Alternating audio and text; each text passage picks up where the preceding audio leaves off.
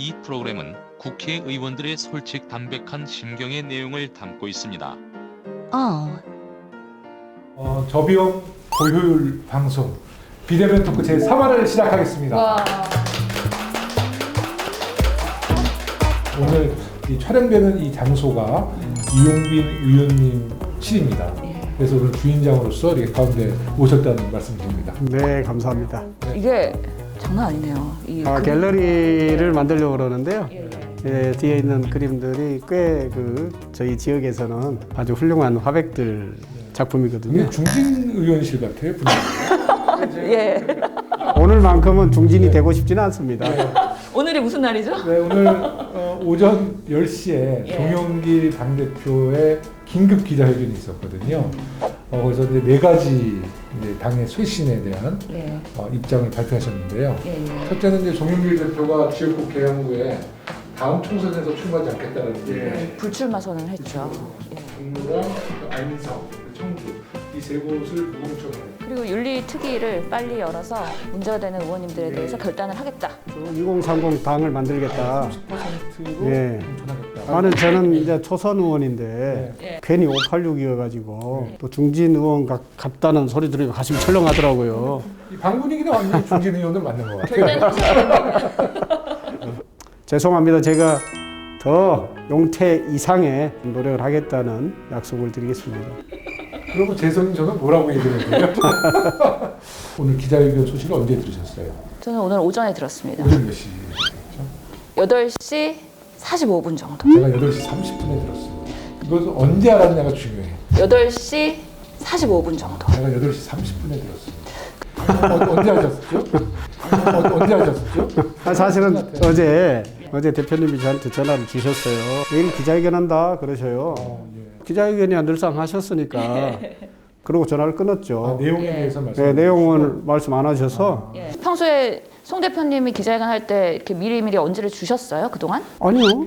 그래서 저도 좀 이상하게 느꼈죠. 뭔가 있구나. 그 뒤로 기자들한테서 전화가 엄청나게 오더라고요. 그 전에 이제 기자가 한 분이 오늘 뭐 기자회견이 있냐고 그래서 없다고 저는 틀려서 얘기했고, 송 대표가 그런 얘기를 한 번도 안 하셨기 때문에 저는 계속 부인을 했어요. 뭔가 이상한 기운이 기자들한테는 감지가 된 거네요. 뭔가 이제 그 대표 기자회견 문 딱 봤는데 굉장히 충격을 받았죠. 내용이 충격이 아니라 제가 모르고 있었다는 게 굉장히 충격적이었어요. 그래서 하여튼 국민께서 바라보시기에 송영길 대표의 결단은 이제 우리 당의 쇄신에 대한 의지를 명확히 보이신 거잖아요. 대표로서는 던질 수 있는 거 다 던지신 것 같아서 이런 마음이 우리 국민들에게 진심이 잘 전달됐으면 좋겠습니다. 네, 계속해서 변화 쇄신의 모습을 보여드리는 민주당이 되도록 노력하겠습니다. 이재명 후보에 대해서 각 의원님들에게 한번 여쭤보고 싶어요. 야, 이분이 굉장히 뻣뻣한 분이구나. 아자 하려고 시도를 했다가 이거 꼭 편집해 주세요. 날려서야 됩니다.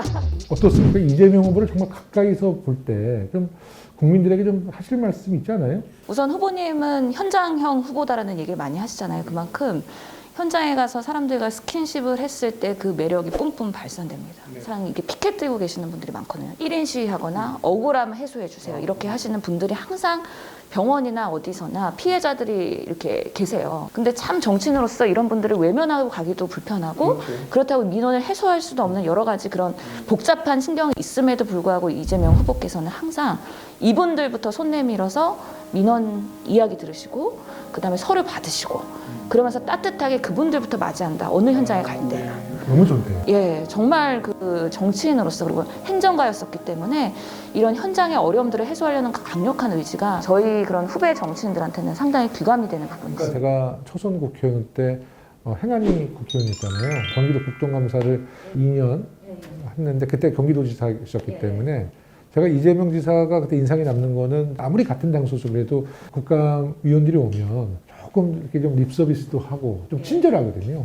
근데 전혀 잘 보이려고 하지 않고 속으로는 야, 저분이 굉장히 뻣뻣한 분이구나 이런 생각을 좀 했는데 이재명 지사가 공무원들 대하는 거와 또 우리 일반 경기도민들 대하는 거 보니까 완전 굽실굽실하는 거예요.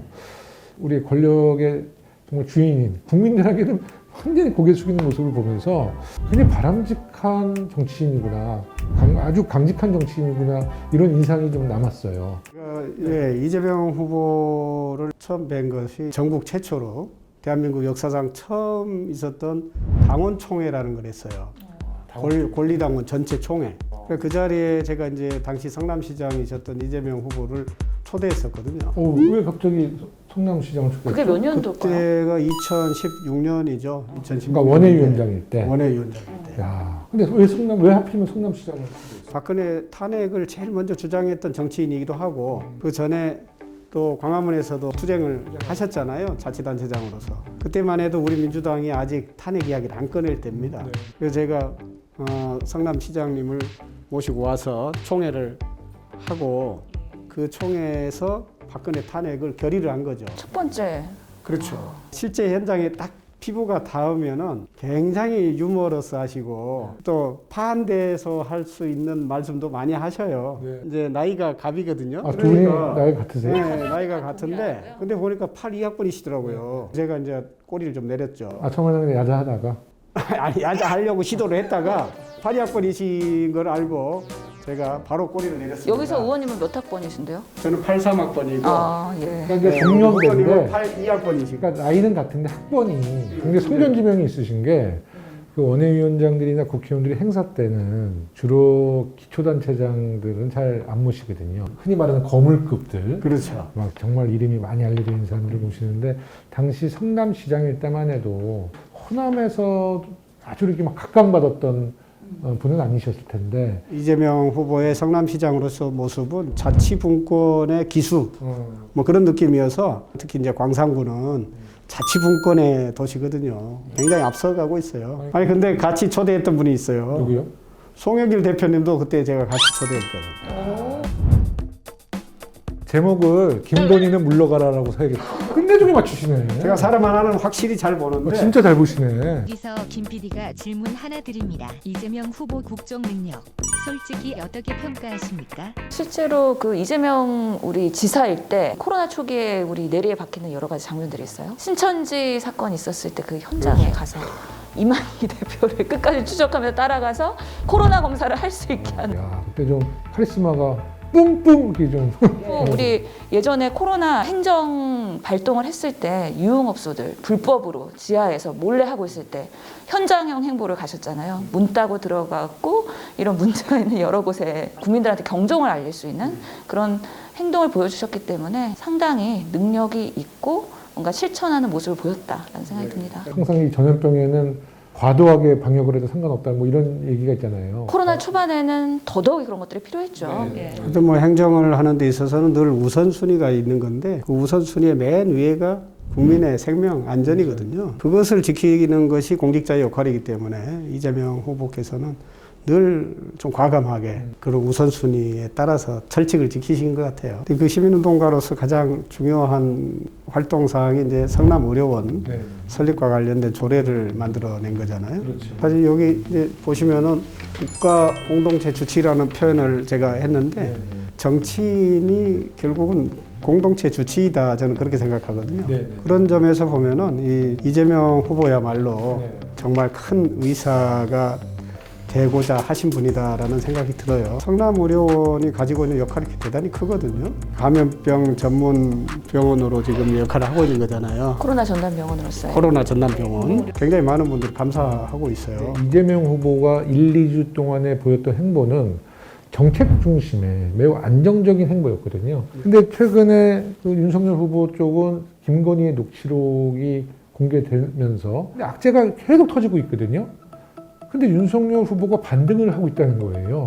그러니까 이것은 그 각 진영의 뭐 결집 뭐 이런 것이 반영될 수는 있는데 실제로 좀 까칠한 이 중도층들은 이분들이 이 윤석열 리스크를 보면서 하나하나 축적된 그 부정적인 이미지는 이미 충분하게 쌓여 있을 것이고 실제로 윤석열 후보에게 대한민국을 맡길 수 있느냐 아니 국가를 운영할 수 있는 능력이 있느냐에 대해서는 제 주변에서 있다라고 얘기하는 분은 한 번도 못 봤어요. 저는 우리 후보가 계속 정책 비전과 그리고 아주 안정된 그 기조로 선거운동 기간을 잘 거쳐나간다면 우리 국민들은 그래도 이재명 후보에게 힘을 실어줄 것이다 저는 그렇게 생각하고 있습니다.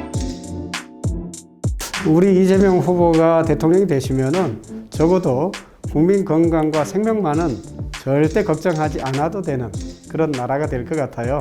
그래서 지지합니다. 단 한 명의 억울한 사람, 이 약자를 위해서 권력과 맞서 싸워줄 수 있는 그런 정의감이 있다고 생각하기 때문에 이재명 후보를 지지합니다. 실용주의적 정신을 가지고 우리 중도층, 서민층들에 대한 더 나은 미래를 위해서 세상을 바꿔 나갈 분이라는 확신이 있어서 지지합니다. 네, 이것으로 비대면 토크 제3화를 마치겠습니다. 하나, 둘, 셋!